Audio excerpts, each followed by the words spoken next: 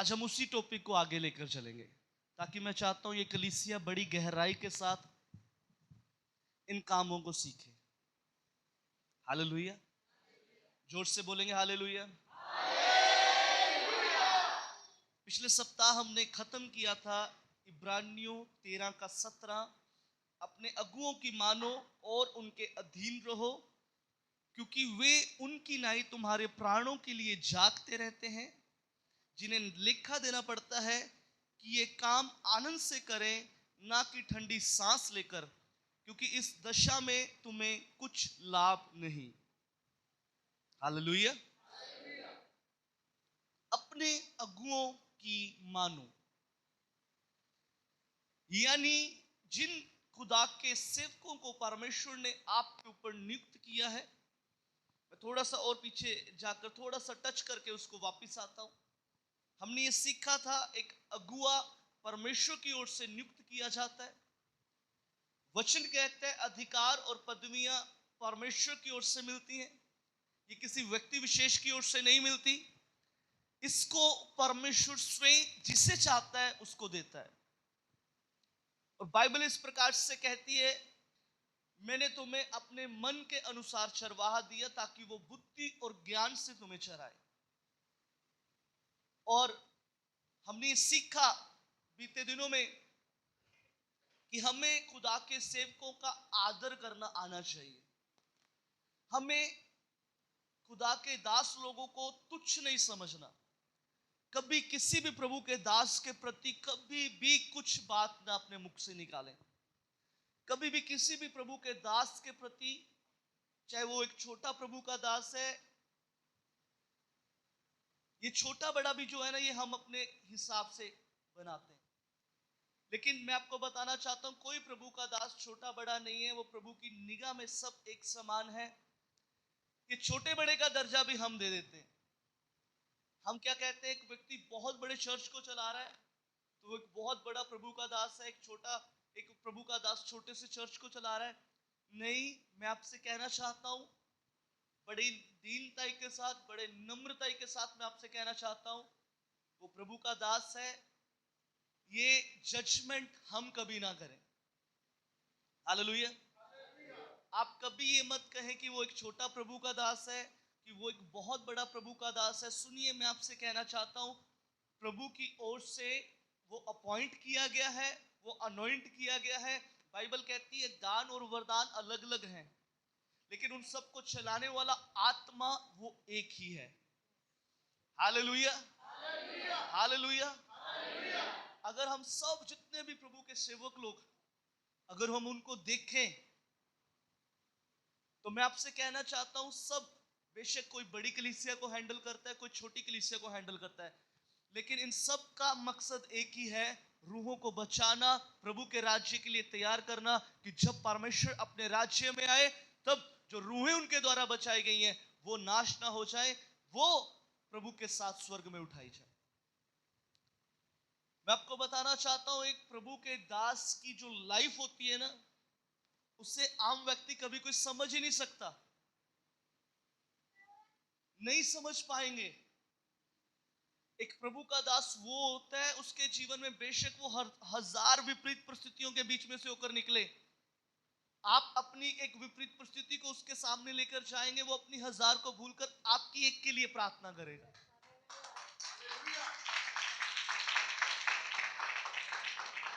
वो आपकी एक परेशानी के लिए भी प्रार्थना करेंगे। ऐसे होते हैं प्रभु के दास लोग।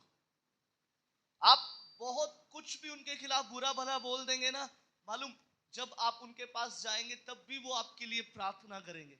ऐसे होते हैं प्रभु के दास लोग।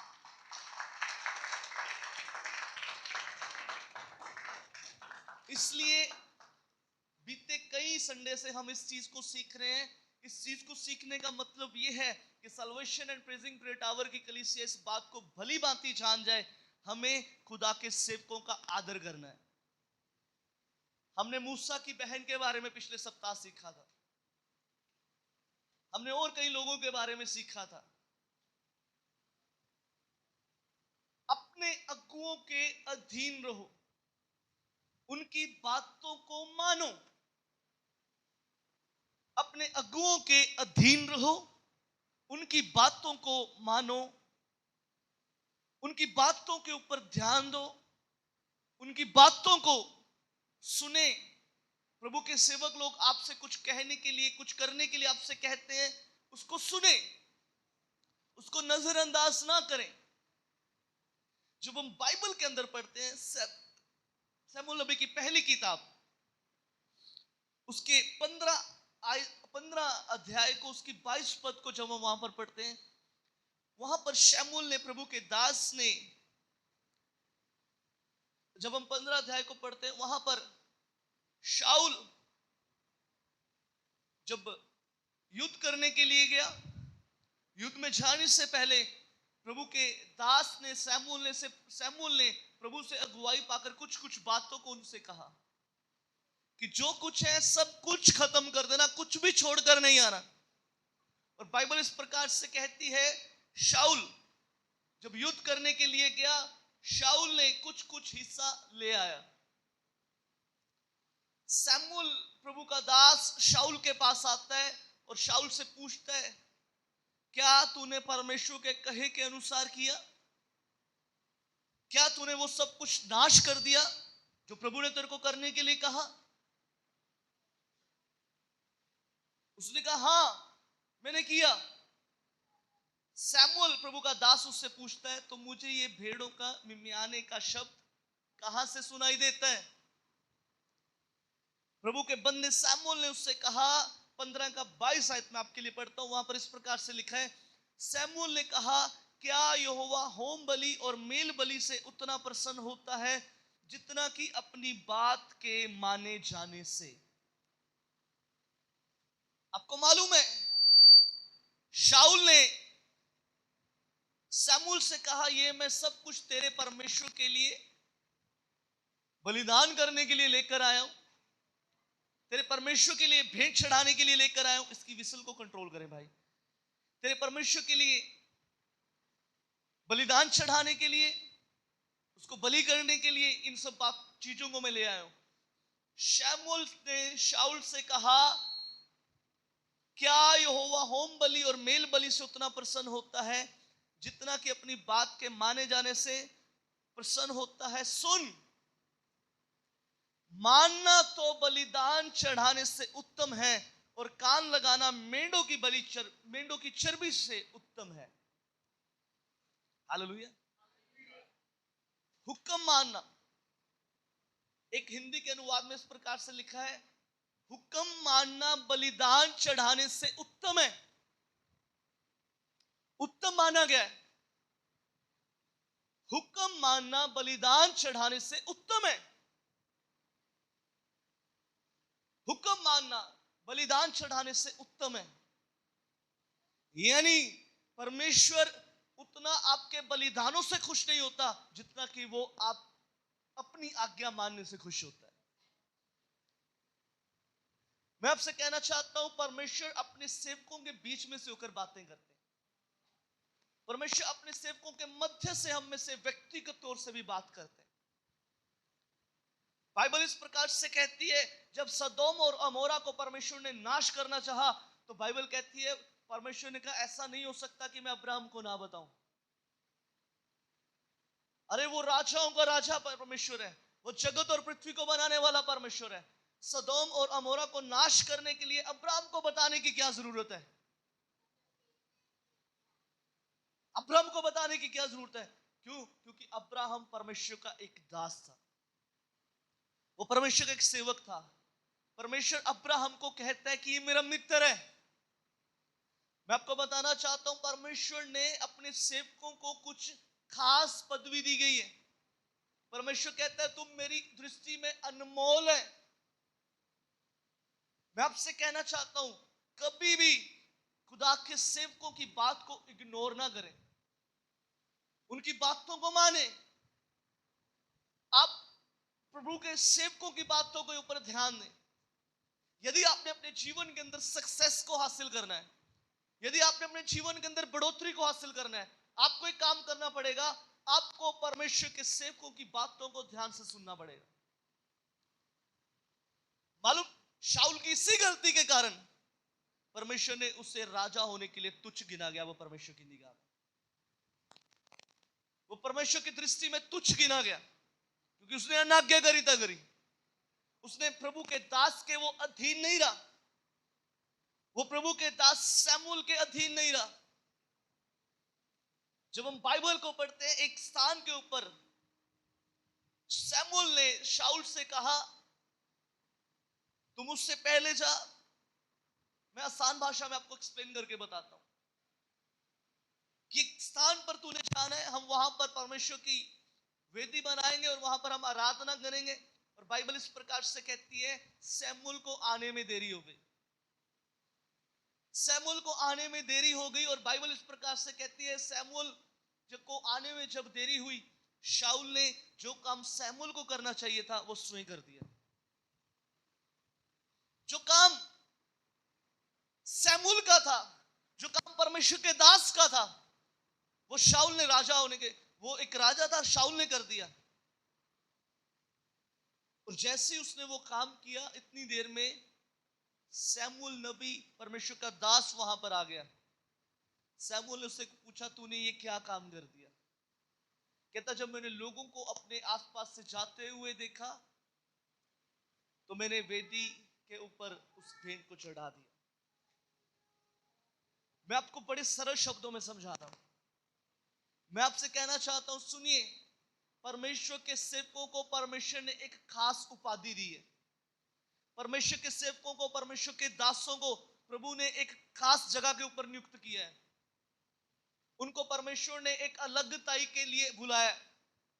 आप कभी भी कभी भी कभी भी कभी भी कभी भी कभी भी अपने जीवन के अंदर चाहकर भी प्रभु के किसी भी दास के बारे में कभी कुछ ना बोले। जो काम प्रभु के सेवकों का है, मैं आपसे कहना चाहता हूं, दुनिया की सबसे बड़ी पावर भी अगर आ जाएगी ना, दुनिया की सबसे बड़ी कोई ताकत है, अगर वो भी वहां पर आ जाएगी, जो काम प्रभु ने अपने सेवकों के द्वारा करवाना है, वो प्रभु ने अपने सेवकों के द्वारा ही करवाना है।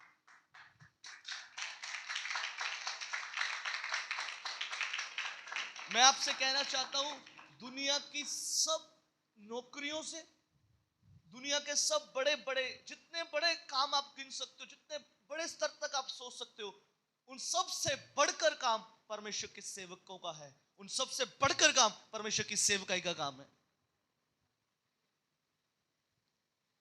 मैं बताना चाहता हूं कलीसियाओं को, कलीसिया के लोगों को बताना चाहता हूं, आपको मालूम है, एक प्रभु, एक परिवार, अगर हम अपनी बात करें, मैं कलीसिया के लोगों की बात करूं, शायद हमारे पास हमारे परिवारों की जिम्मेवारी होगी, लेकिन एक खुदा का दास जो एक कलीसिया की अगुवाई करता है, उसके पास हजारों परिवारों की रिस्पॉन्सिबिलिटी होती है। किसी खुदा के दास के बारे में तर्क ना करें, किसी खुदा के दास के बारे में कभी भी अपने मुंह से निंदाजनक शब्दों को मत निकालें। कभी भी चाहकर भी खुदा के सेवकों से कभी नाराजगी को मत दिखाएं। मत कहिए कि हम आपसे गुस्से हैं। आपको मालूम है, हमारा ये कहना, हम ये परमेश्वर से कह रहे हैं, प्रभु हम तुझसे गुस्से हैं। सुनिए, मैं एक प्रभु के दास की गवाही को सुन रहा था। उन्होंने इस प्रकार से कहा, मैं उनके पास बैठा हुआ था, उनके ऑफिस में बैठा हुआ था। उस प्रभु के दास ने कहा, पास्टर जी, मैंने सेवकाई के लिए मैंने प्रभु के अनुग्रह के द्वारा दूर दूर प्रचार करने के लिए कम से कम अपनी सेवकाई के दौरान 6 लाख किलोमीटर से भी ज्यादा का सफर मैंने किया है। कहते हैं, अगर महीने के 30 दिन है तो मैं 20 दिन अपने घर से बाहर रहता हूं। 10 दिन में अपने बच्चों को, उसमें से भी लोग मेरे को इतना मिलने के लिए आ जाते हैं।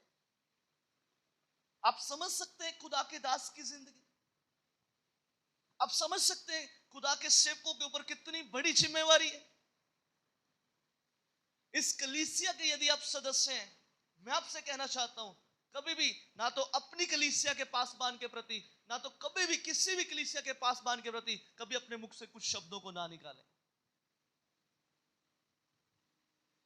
कभी भी अपने मुख से उन शब्दों को ना निकालें जो परमेश्वर के क्रोध को आपके ऊपर लेकर आए।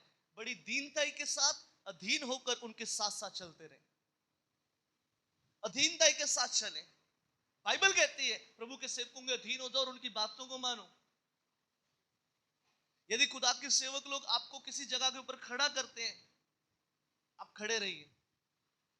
बाइबल कहती है मूसा पहाड़ के ऊपर गया, यहोशू से कहा यहां पर ठहर, और बाइबल इस प्रकार से कहती है मूसा को 40 दिन 40 रात वहां पर लग गए। ये यहोशू वहीं पर खड़ा है, ये उस स्थान के ऊपर खड़ा है, ये एक बार भी आगे पीछे नहीं हुआ। और मूसा को आने में देरी हुई, इस्राएली लोगों ने अपने लिए एक अलग से देवता बना लिया। यहोशू देख पा रहा है कि नीचे कुछ हो रहा है। यहोशू चाहता तो वो मूसा के पास जाता, चलो एक बार देख के आता हूं, 40 दिन हो गए, मूसा वहां पर जीवित है या नहीं है, एक बार चल के देख आता हूं, एक बार चल के देख लेता हूं। यहां पर इस्राएली लोग लड़ रहे हैं, मैं जाके मूसा को बताता हूं कि मूसा नीचे ये कुछ हो रहा है। लेकिन नहीं, उसको मालूम था मेरे अगुए ने कहा यहां से हिलना नहीं है।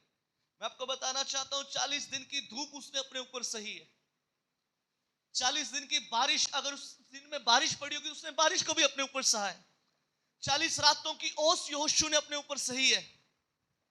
उसका रिवार्ड मालूम क्या मिला उसको? उसका रिवार्ड मालूम क्या मिला?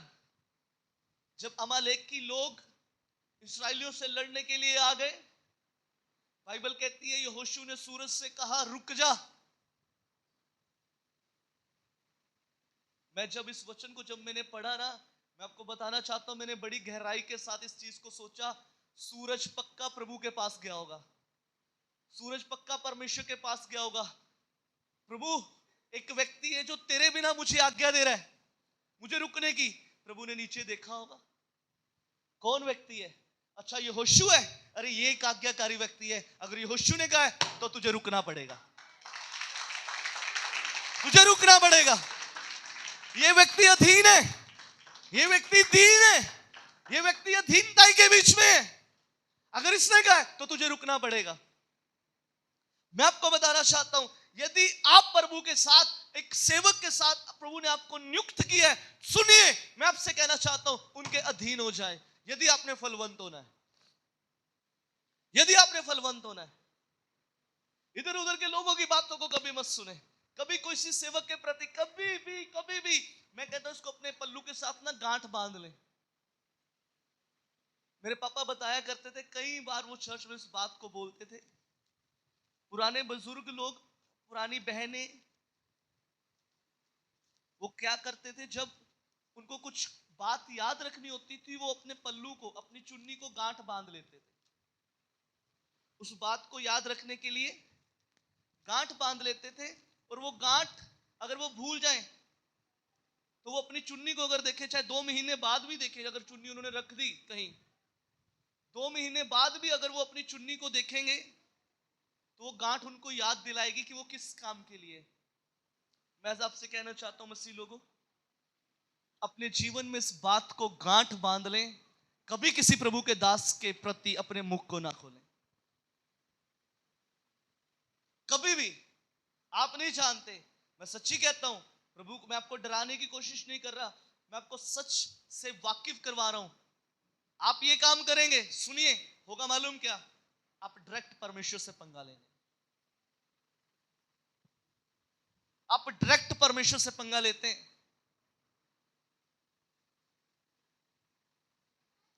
गुस्सा मत दिखाएं, नाराजगी मत दिखाएं।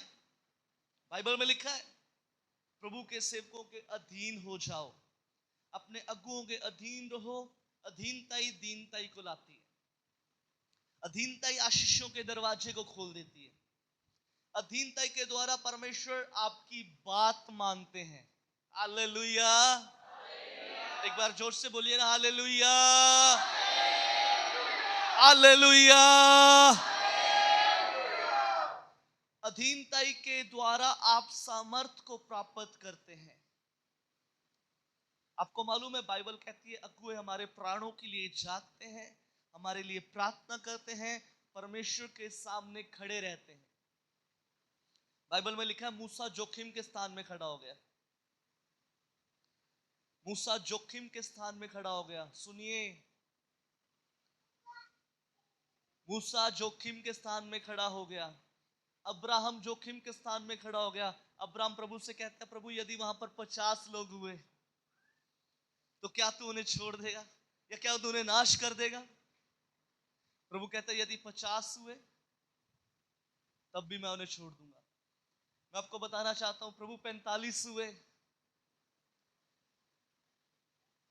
प्रभु 30, 35, 25 करते करते करते करते गिनती 5 पे आ गई। प्रभु 5 हुए तो क्या तू अपने लोगों के उनको नाश कर देगा? मैं आपको बताना चाहता हूं, ये काम एक प्रभु का दास ही कर सकता है। ये काम एक प्रभु का दास कर सकता है। ये काम एक प्रभु का दास कर सकता है। मैं आज आपको बताना चाहता हूं आपकी जीत का रहस्य। बोलिए मेरी जीत का रहस्य। बोलिए मेरी जीत का रहस्य। चलिए मेरे साथ निकालिए निर्गमन की किताब 17 अध्याय उसके 11 पद। माइक में अगर कोई पढ़ सकता है तो बहुत अच्छी बात होगी। निर्गमन की किताब book of Exodus chapter 17 verse 11। जब तक मूसा अपना हाथ उठाए रहता था, जब तक मूसा अपना हाथ उठाए रहता था, तब तक तो इस्राएल प्रबल होता था। तब इस्राएल प्रबल होता था। परंतु जब तक वह उसे नीचा करता, जब वो उसे नीचा करता, तब तक अमालेक प्रबल होता था। तब तक अमालेक प्रबल होता था। पर जब मूसा के हाथ भर गए, जब मूसा के हाथ भर गए, तब उन्होंने एक पत्थर लेकर मूसा के नीचे रख दिया। हाँ। और वह उस पर बैठ गया और हारून और हूर एक एक अलग अलग में उसके हाथों को संभाले रहे। बस बाइबल इस प्रकार से कहती है, जब अमालेकी लोग इस्राएलियों के साथ युद्ध करने के लिए आए, यहां पे एक रणनीति बनाई गई। मूसा ने यहोशू से कहा आप आगे जाकर सेना की अगुवाई करेंगे, आप आगे जाएंगे, उनके साथ युद्ध करेंगे। मैं, हारून और हूर हम पहाड़ पर जाते हैं, हम आपके लिए प्रार्थना करेंगे। और बाइबल इस प्रकार से कहती है, जब हम उसकी 11 आयत को पढ़ा, बाइबल कहती है जब तक मूसा अपने हाथ उठाए रहता था तब तक तो इस्राएली प्रबल होता था, परंतु जब जब वह उसे नीचा करता था तब तब अमालेकी प्रबल होते थे। सुनिए, मूसा पहाड़ के ऊपर है, वो सब कुछ होता हुआ देख रहा है। हारून और हूर सब कुछ होता हुआ देख रहे हैं। यहोशू मैदान के बीच में वो लड़ाई लड़ रहा है, वो लड़ाई लड़ रहा है। और बाइबल इस प्रकार से कहती है, मूसा जब जब अपने हाथ उठाए रहता था तब तब इस्राएली जीतते थे, तब तब इस्राएली जीतते थे। जब जब मूसा के हाथ ऊपर थे इस्राएली जीतते थे। जब जब उसके हाथ नीचे आते थे अमालेकी उनके ऊपर प्रबल होने शुरू हो जाते थे। अब मैं कुछ खास बातों को आपको बताना चाहता हूं। बेशक यहोशू उस समय लड़ाई कर रहा था, यहोशू मैदान में लेकर लड़ाई कर रहा था, और मैं आपको बताना चाहता हूं मूसा बेशक मैदान में नहीं था, उस पहाड़ के ऊपर रह के इस्राएलियों के लिए लड़ाई कर रहा था। उस पहाड़ के ऊपर रह के इस्राएलियों के लिए लड़ाई लड़ रहा था। और बताऊं, जीत बेशक यहोशू मैदान में है, जीत यहोशू के वहां से नहीं है। जीत कहां से है? जब जब मूसा के हाथ उठते हैं यहोशू जीतता है, इस्राएली जीतते हैं। आज मैं आपको बताना चाहता हूं, ये कोशिश कीजिए, ये कोशिश कीजिए कि आपके अगुओं के हाथ हमेशा ऐसे रहने चाहिए, वो कभी नीचे ना आए, क्योंकि जब जब वो आएंगे आप उठते जाएंगे, आप बढ़ते जाएंगे, आप जीतते जाएंगे, आपको कोई हराने वाला नहीं होगा, क्योंकि आपके अगुओं के हाथ आपके लिए खड़े हैं, आपके अगुओं के हाथ आपके ऊपर है। मालूम, उन अगुओं के हाथ के बीच में से, सुनिए मैं आपसे कहना चाहता हूं, हाथ मूसा के थे, हाथ मूसा के थे, शारीरिक तौर से वो मूसा के हाथ दिखाई दे रहे थे, लेकिन उन मूसा के हाथ में से हाथ परमेश्वर का था। वो हाथ की जीत परमेश्वर के हाथ की जीत की थी। हालेलुया,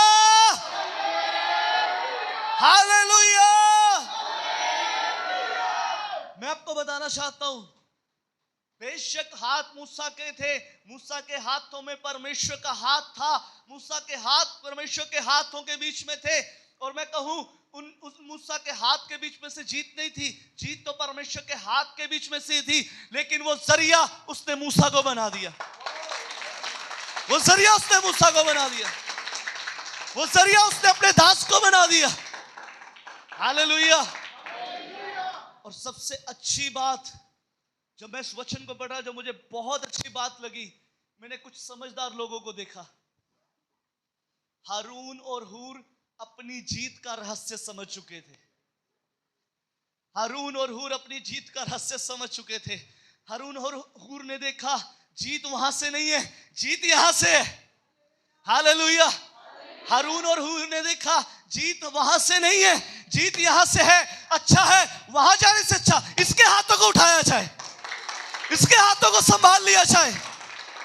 आज कलीसिया, मैं आपसे कहना चाहता हूं, सुनिए, सुनिए, ऐसा कभी भी कोई काम मत करें कि प्रभु के सेवकों के हाथ नीचे आ जाएं। आपको मैं बताना चाहता हूं, आपकी जीत वहां से नहीं है, आपकी जीत यहां से है। आपकी जीत आपके अगुओं के बीच में से है, आपकी जीत आपके पासवान के बीच में से है, आपकी जीत आपके अगुओं के बीच में से है। हालेलुया। कभी अपने अगुओं को तुच्छ मत समझें, कभी अपने अगुओं की निंदा मत करें, कभी पीठ के पीछे किसी भी प्रभु के दास के बारे में कुछ ना बोले। मैं सुनिए आपसे कहना चाहता हूं, आपको नहीं मालूम उसका प्रभु के साथ कैसा रिश्ता है, आपको नहीं मालूम है, आपको नहीं मालूम, आपको नहीं मालूम। सुनिए, मैं आपसे कहना चाहता हूं, जीत हारून और हूर ने समझ लिया, हारून और हूर ने समझ लिया। उन्होंने पत्थर नीचे लगाया, मूसा को आराम दिया, उसके हाथ ऊपर रखे, क्योंकि उन्हें मालूम था ये हाथ ऊपर रहेंगे हम जीतते रहेंगे, ये हाथ ऊपर रहेंगे हमारी जय पक्की है, ये हाथ ऊपर रहेंगे हमें जीतने से कोई नहीं रोक सकता। हालेलुया। मैं आपको बताना चाहता हूं, प्रभु ने अपने सेवकों को खास रीति से अनॉइंट किया है, प्रभु ने अपने सेवकों को खास रीति से अपॉइंट किया है। आप नहीं जानते, आप नहीं जानते प्रभु का उनके ऊपर कौन सा अभिषेक है। हालेलुया। ये कलीसिया आज इस बात को अपने पल्लू के साथ गांठ बांध ले, ये कलीसिया आज अपने जीवन में इस बात की गांठ बांध ले। दुनिया इधर से उधर हो जाए, मरने को मेरे जीवन से प्राण निकल जाएंगे, लेकिन मैं कभी भी प्रभु के सेवकों के प्रति कभी कुछ नहीं बोलूंगा। हालेलुया। मैं आपको बताना चाहता हूं, एक खुदा के दास के ऊपर बहुत सारी जिम्मेवारियां होती हैं।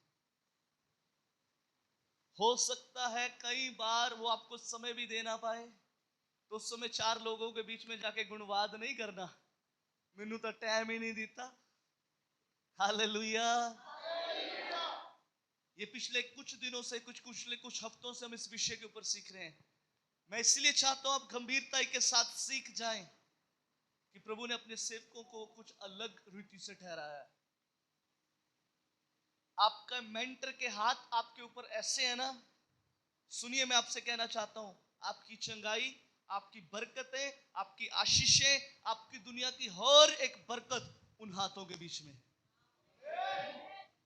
Hallelujah, hallelujah. एक कहानी मैंने सुनी,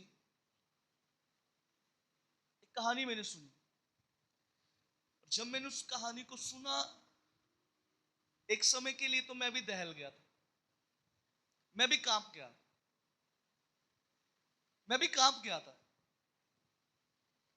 ये सच्ची घटना है, ये मैंने अपने पापा के द्वारा सुनी। एक प्रभु का दास था, वो किसी नगर में किसी एरिया में रहता था, और उस प्रभु के दास को उस एरिया के लोग बहुत तंग करते थे। उस प्रभु के दास को उस एरिया के लोग बहुत ज्यादा तंग करते थे। कभी किसी रीति से, कभी किसी रीति से, कभी उसके दरवाजे के मुंह कूड़ा डाल देते, कभी कुछ करते, कभी कुछ करते। लेकिन वो प्रभु का दास जब भी किसी से मिलता वो बड़ी स्माइल के साथ मिलता। वो प्रभु का दास जब भी किसी के साथ मिलता बड़े खुशी के साथ मिलता। वो प्रभु का दास जब भी किसी के साथ मिलता बड़े आनंद के साथ, हंसी के साथ, उसके चेहरे के ऊपर एक मुस्कुराहट होती। लोगों ने एक दिन प्रण बनाया, कहते हैं कैसा व्यक्ति है, हम इसको इतना सताते हैं, इसको इतना तंग करते हैं, फिर भी ये हंसता रहता है। कहते हैं आज उससे पूछते हैं। वो कुछ लोग इकट्ठे हुए, उन्होंने उस प्रभु के दास को बुलाया। कहते क्या बात है, हम आपको इतना सताते हैं, इतना आपको तंग करते हैं, हम कई बार आपको परेशान करने की कोशिश करते हैं, ऐसी क्या बात है आप हंसते रहते हैं? उस प्रभु के दास ने मालूम क्या बोला? प्रभु का धन्यवाद करो, प्रभु का धन्यवाद करो। कहते किस बात के लिए? कहते प्रभु का धन्यवाद करो इस बात के लिए कि मैं हंसता हूं। आप मुझे तंग करते हैं, मैं हंसता हूं। आप मुझे परेशान करते हैं, मेरे बारे में कुछ कुछ बोलते हैं, मैं हंसता हूं। कहते प्रभु का धन्यवाद करो और कोशिश ये करना कभी मेरी आंख से आंसू ना बहने पाए। मुझे इतना परेशान मत करना कि मेरी आंख से आंसू निकल आए, क्योंकि जिस दिन मेरी आंख से आंसू निकल आए उस दिन मेरी लड़ाई मेरा परमेश्वर लड़ेगा। उस दिन मेरी लड़ाई मेरा परमेश्वर लड़ेगा। हालेलुया। मैं आपसे कहना चाहता हूं, सुनिए सुनिए सुनिए सुनिए, जब तक प्रभु के सेवकों का हाथ आपके ऊपर है, अपने अगुओं का आदर करें। वो परमेश्वर की तरफ से है, वो प्रभु की तरफ से अनॉइंट किए गए हैं, वो प्रभु की तरफ से अपॉइंट किए गए हैं। जितने भी खुदा के दास इस विश्व भर में हैं, कभी किसी के दास के बारे में मैं बताता हूं, आजकल बहुत कुछ चलता है यूट्यूब के ऊपर, फेसबुक के ऊपर। आप किसी प्रभु के दास के बारे में कुछ गलत भी देख लेते हैं, सुन लेते हैं। सुनिए, सिर्फ एक काम करें, अपने मुंह को बंद करें। दूसरा और महत्वपूर्ण काम, उस प्रभु के दास के लिए प्रार्थना करें, बस। और कभी कुछ मत करें। कई बार आंखों देखा हुआ भी गलत हो जाता है, कई बार कानों सुना हुआ भी गलत हो जाता है। वो प्रभु का दास है, प्रभु और वो उसके आपस की बात है। अब किसी प्रभु के दास के प्रति कभी कुछ मत बोले। कुछ देख भी लिया ना अपने फेसबुक के ऊपर, यूट्यूब के ऊपर, प्लीज उसे उस समय इग्नोर करें, उस वीडियो को या उस बात को ज्यादा लंबा देखे भी मत। प्रभु को काम करने दें, आप अपना काम करें, प्रभु अपना काम करेगा। वो प्रभु और उसके दास के बीच की बात है। Hallelujah, hallelujah. Salvation and praising prayer tower का कोई भी व्यक्ति कभी भी किसी भी प्रभु के दास के प्रति कुछ नहीं बोलेगा। जहां कहीं भी आपको कोई प्रभु का दास मिल जाए, बड़े आदर के साथ, दीनता के साथ उनको झुककर प्रभु में उनको सलाम कहिए। Hallelujah, hallelujah. बाइबल में लिखा है, मूसा की बहन जिसका नाम मरियम था, वचन 1 और 2 में जब हम पढ़ते हैं, मरियम, गिनती की किताब 12 अध्याय उसका 1 और 2 पद, एक पद में इस प्रकार से लिखा है, मरियम और हारून ने मूसा के विरुद्ध में बातें करके उसकी निंदा की। मरियम और हारून ने उसके विरोध में बातें करके उसकी निंदा की। और वो क्या बोलते हैं, क्या प्रभु मूसा से ही बातें करता है? क्या प्रभु हमसे बातें नहीं करता? और बाइबल इस प्रकार से कहती है, जब मरियम और हारून ने, आपको बताऊं एक महत्वपूर्ण बात बताऊं, मरियम मालूम कौन थी? कौन थी मरियम? जोर से बोलिए, अरे जोर से बोलिए ना। मूसा की, तो जोर से बोलिए ना, कौन थी मरियम? आपको बताऊं एक और बात बताऊं, जब इस्राएली लोग मिस्र में से निकले, ये पहली वर्षीपर थी। जब इस्राएली लोग मिस्र के बीच में से निकले, ये पहली वर्षीपर थी, ये आराधक थी। मूसा और हारून के बारे में हमने पिछले सप्ताह भी सीखा था, मैं चाहता हूं उसको मैं दोबारा रिपीट करूं। मूसा और हारून, मरियम और हारून के बारे में हमने पिछले सप्ताह भी सीखा था।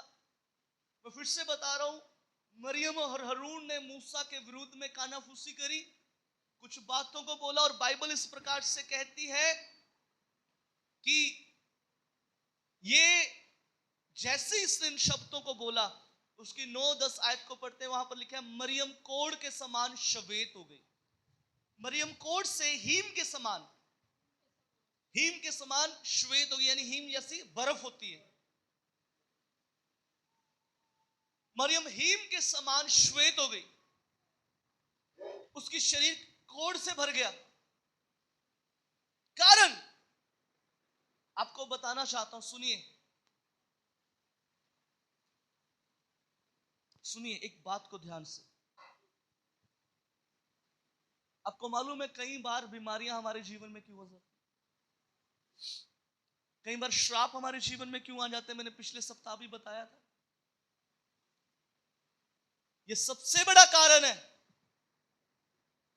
यह सबसे बड़ा कारण है जब हम कभी प्रभु के कुछ सेवकों के प्रति कुछ भी बोल देते हैं, कुछ भी बोल देते हैं। यह सबसे बड़ा कारण है हमारे जीवन के अंदर समस्याएं आने का, हमारे जीवन के अंदर परेशानियां, हमारे जीवन के अंदर बीमारियां आने का। यह सबसे बड़ा कारण है हमारे जीवन के अंदर कई बार श्रापों का आना, यह सबसे बड़ा कारण है। कोढ़ उसको क्यों हुआ? क्योंकि उसने मूसा यानी कि परमेश्वर के दास के विरुद्ध बात बोली। मैं आपको बताना चाहता हूं,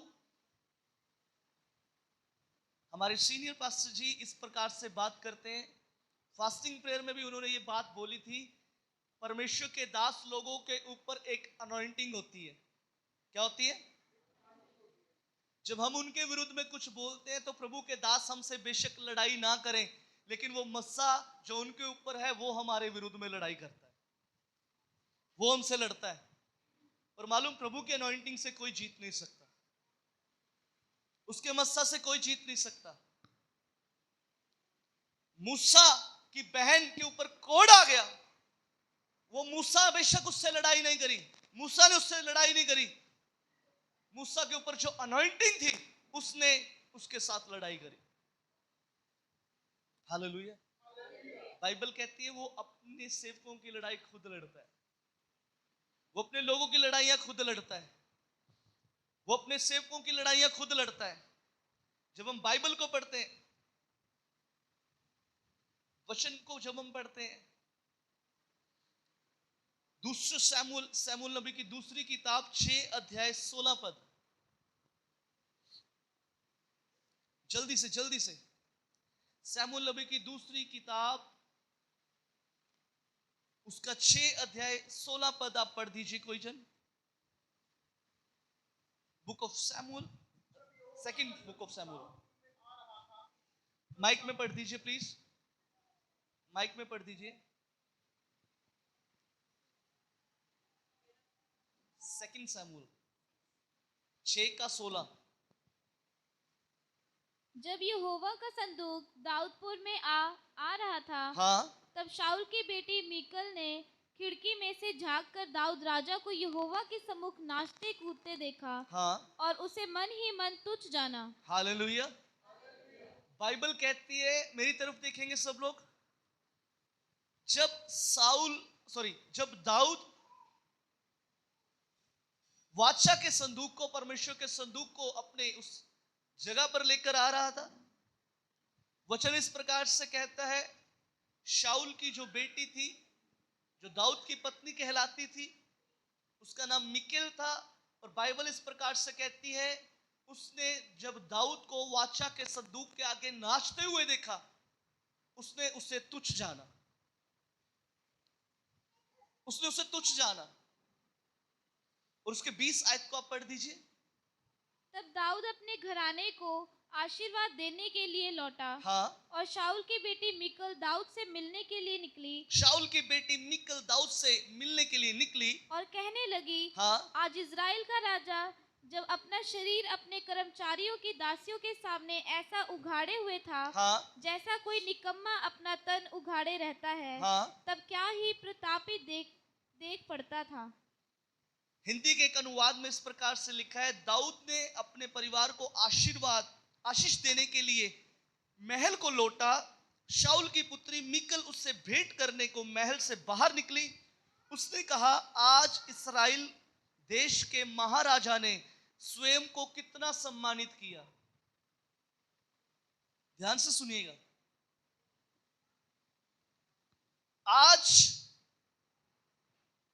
इस्राएल देश के महाराज ने स्वयं को कितना सम्मानित किया, जैसे गवार व्यक्ति निर्लज होकर अपने को नंगा करता है। हिंदी के एक अनुवाद में लिखा है, मीकल दाऊद से कहती है, आज इस्राएल के महाराज ने स्वयं को कितना सम्मानित किया, जैसे गवार व्यक्ति निर्लज होकर अपने को नंगा करता है, वैसे ही आपने अपने सेवकों की दासियों के सामने स्वयं को नंगा किया। ये मीकल के शब्द हैं। ये मीकल के शब्द हैं दाऊद के प्रति। उसकी पत्नी होने के बावजूद ये उसके शब्द हैं। सुनिए, मैं आपसे कहना चाहता हूं, अपने शब्दों को प्रभु के सेवकों के प्रति बड़े ध्यानपूर्वक निकालें। आपको कोई बात उनकी बुरी लगी तो कुछ समय चुप रहे, उस बात के लिए प्रार्थना करें। उनके पीठ के पीछे कभी भी, किसी खुदा के दास की पीठ के पीछे कभी कुछ मत बोले। मूसा की बहन ने ये गलती करी, दाऊद की पत्नी मिकल ने ये गलती करी, और बाइबल इस प्रकार से कहती है। मैं एक और अनुवाद आपको पढ़ के बताता हूं। हिंदी का एक और अनुवाद वो इस प्रकार से कहता है, दाऊद अपने घर में आशीर्वाद देने गया, किंतु शाऊल की पुत्री मिकल उससे मिलने निकल आई। मिकल ने कहा, आज इस्राएल के राजा ने अपना ही सम्मान नहीं किया। तुमने अपनी प्रजा की दासियों के सामने अपने वस्त्र उतार दिए। तुम उस मूर्ख की तरह थे जो बिना लज्जा के अपने वस्त्र उतार देता है। ये मिकल के शब्द हैं दाऊद के लिए, और बाइबल इस प्रकार से कहती है, जब इन शब्दों को उसने कहा, उसका 23 आयत आप पढ़ देंगे एक बार? 23 आयत। और शाऊल की बेटी मिकल के मरने के दिन तब कोई संतान ना हुई। हालेलुया। कितनी डरावनी बात है। शाऊल की बेटी यानी दाऊद की पत्नी मिकल मरने तक वो बांझ रही। उसको कोई औलाद नहीं हुई। उसको कोई औलाद नहीं हुई। उसको कोई औलाद नहीं हुई, बांझ हो गई। आप समझ पा रहे हैं? प्रभु के सेवकों के प्रति बोलना सीधा सीधा प्रभु के साथ पंगा लेना है। प्रभु के दासों के प्रति बोलना, उनके विरोध में खड़े होना, उनके विरोध में बोलना, किसी भी प्रभु के दास के प्रति टिप्पणी कसना, सुनिए, सीधा सीधा परमेश्वर से पंगा लेने के बराबर है। सीधा सीधा परमेश्वर से पंगा लेने के बराबर है। और मालूम, जब हमारी परमेश्वर से कोई लड़ाई करे तो प्रभु से कोई जीत नहीं सकता। प्रभु से कभी कोई जीत नहीं सकता। मैं आज आपको कहना चाहता हूं, एक बहुत लंबा चौड़ा चैप्टर है, एक बहुत लंबा चौड़ी स्टडी है। पिछले 3 हफ्ते हो चुके हैं हमें इसके ऊपर मनन करते हुए। हमें इस बात को समझना है, हमें इस बात को जानना है, हमें इस बात को अपने हृदय के अंदर समझना है कि मुझे कभी भी किसी भी प्रभु के दास के प्रति या उनके परिवारों के प्रति कभी कुछ नहीं बोलना। मैं ये बात पक्की मानता हूं, कोई भी प्रभु का दास परफेक्ट नहीं है।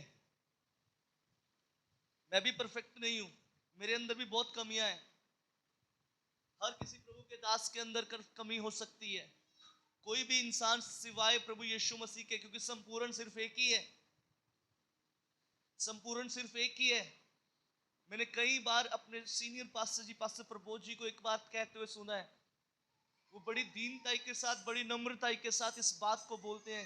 वो कई बार मैंने उनको सुना ऐसे कहते हुए कि प्रभु के सेवकों के अंदर कमियां, कहते मेरे अंदर भी बहुत कमियां हैं। मैं हैरान हो जाता हूं उनको शब्दों को सुनकर, जो वो कहते हैं मैं अभी भी सीख रहा हूं। मैं हैरान हो जाता हूं उनकी बातों को सुन के, जब वो कहते हैं अभी भी मुझे बाइबल की पूरी नॉलेज नहीं है।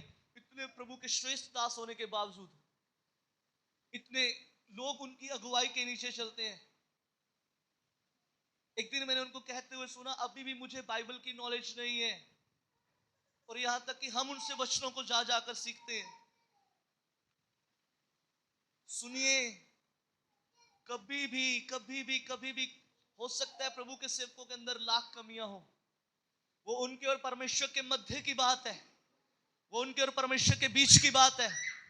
हो सकता है हमारे परिवार के अंदर बहुत सारी कमियां, वो हमारे और परमेश्वर के बीच की बात है। मैं ये नहीं कहता कि हमारा परिवार परफेक्ट है, लेकिन सुनिए, अपने मुंह को कंट्रोल में रखें। अपने मुंह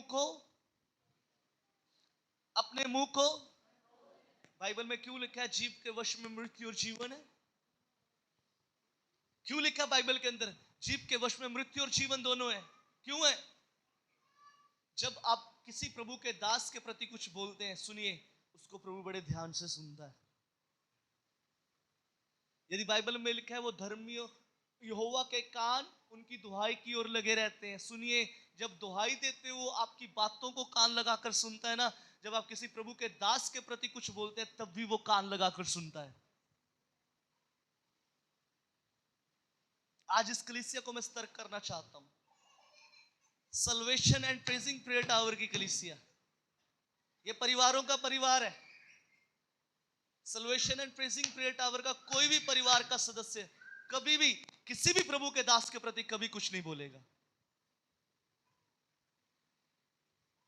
कभी किसी भी प्रभु के दास के प्रति आप कुछ नहीं बोलेंगे।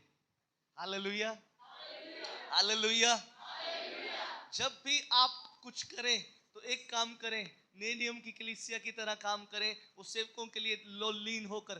बाइबल में लिखा है पतरस जेल में था, कलीसिया लो लगाकर प्रार्थना कर रही थी। हालेलुया। कलीसिया का काम एक ही है कि आप अपने अगुओं के लिए प्रार्थना करें कि प्रभु उनके हाथ हमेशा ऊंचे रहें, उनके हाथ ऊंचे रहें, उनके हाथ ऊंचे रहें। कलीसिया का एक काम है, बस आपका एक काम है, आपका एक काम है कि प्रभु हमारे अगुओं के हाथ हमेशा ऊंचे रहें, क्योंकि जीत वहीं से है, जीत वहीं से है, जीत वहीं से है। हालेलुया। प्रभु आपको इन वचनों के द्वारा आशीष दे। आइए अपनी आंखों को बंद करें, हम प्रार्थना करें। मैं चाहता हूं हम थोड़ा समय प्रार्थना करें, अपने आप को जांचें। इस स्थान को छोड़ने से पहले मैं ये चाहता हूं कि आज ये कलीसिया, यदि आज से पहले आपने कभी भी किसी भी प्रभु के दास के प्रति कुछ ऐसा बोला हो, मैं आपसे कहना चाहता हूं आज प्रभु से क्षमा मांगे। ये स्थान छोड़ने से पहले आप घुटनों पर आकर प्रार्थना करना चाहते हैं, घुटनों पर आकर प्रार्थना कीजिए। यदि किसी भी प्रभु के दास के प्रति आपने कुछ बोला है, कभी भी जाने में अनजाने में, बीते समों में कभी भी कुछ ऐसा बोला हो किसी भी प्रभु के दास के प्रति, आज मैं आपसे कहना चाहता हूं आप बड़ी नम्रताई के साथ, दीनताई के साथ परमेश्वर के अनुग्रह के सिंहासन के सामने आ जाए। बाइबल कहती है जो अपना अपराध मानता है और छोड़ देता है उस पर दया की जाती है। और बाइबल इस प्रकार से कहती है हमारा परमेश्वर विलंब से कोप करने वाला, अति करुणा में परमेश्वर है, वो दया करने वाला परमेश्वर है। यदि आपने किसी भी प्रभु के दास के प्रति कुछ भी ऐसा बोला है, कभी भी किसी भी प्रभु के दास के प्रति, इस दुनिया में किसी भी प्रभु के दास के प्रति, चाहे वो एक छोटा प्रभु का दास है, चाहे वो एक बहुत बड़ा प्रभु का दास है, किसी के प्रति भी आपने कभी कुछ बोला है, सुनिए, आज दीनताई के साथ आप अपने घुटनों पर आकर प्रभु से क्षमा मांगे। और मैं दावा करता हूं इस बात के लिए, आज ही आप अपने लिए एक बड़े छुटकारे को देखेंगे, आज से आप एक अपने लिए बड़े बड़े और अद्भुत कामों को होते हुए देखेंगे। आज से आप अपने लिए बड़े बड़े द्वारों को खुलता हुआ देखेंगे।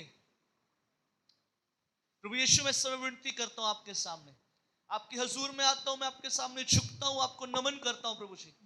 और प्रभु हम विनती करते हैं प्रभु जी, आज इस कलीसिया के अंदर जो ये बीज बोया गया प्रभु जी, होने दे प्रभु जी, जिस जिस कानों के अंदर ये आवाज गई है प्रभु जी, जिन जिन लोगों ने प्रभु इस कलाम को सुना है, होने दे प्रभु आज प्रभु वो लोग इस बात के महत्व को समझें।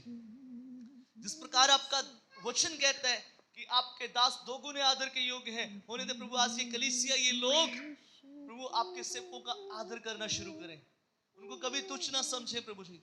और प्रभु होने दे अपने लिए आसमान की खिड़कियों को खुलता हुआ देखें, ये अपने लिए अपनी वो मदद को आसमान से आता हुआ देखें, ये प्रभु अपने लिए बड़े छुटकारों को देखें प्रभु जी, ये बड़े बड़े आश्चर्य कर्मों को देखें खुदावन खुदा, ये बड़े बड़े हालातों को, बड़े बड़े पत्थरों को अपने जीवन से हटते हुए देखें प्रभु जी, ये बड़ी बड़ी बीमारियों का अंत होते हुए देखें प्रभु जी, ये बड़ी बड़ी समस्याओं का अंत होते हुए देखें प्रभु जी। आज प्रभु जी ये कलीसिया, ये लोग प्रभु आज एक बड़े आश्चर्य कर्म को देखें खुदावन खुदा। मैं विनती करता हूं खुदावंद, आज प्रभु अपने लोगों की मदद कर प्रभु जी। यदि इन्होंने कभी भी जाने में अनजाने में किसी भी प्रभु के दास के प्रति कुछ ऐसा बोला है, प्रभु आज अपना दया वाला हाथ बढ़ाए और प्रभु इन्हें क्षमा करें प्रभु जी। और ये कलीसिया एक नए स्तर के ऊपर जाने पाए प्रभु जी, ये लोग एक नए स्तर के ऊपर जाने पाए प्रभु जी। वो प्रभु ये अपने हालातों को, अपनी विपरीत परिस्थितियों को, विपरीत बीमारियों को प्रभु जी अपने जीवनों से निकलता हुआ देखने पाए खुदावन खुदा। यीशु नाम से ये प्रार्थना मांगते हैं और पा लेते हैं। Hallelujah, hallelujah. प्रभु यीशु के नाम की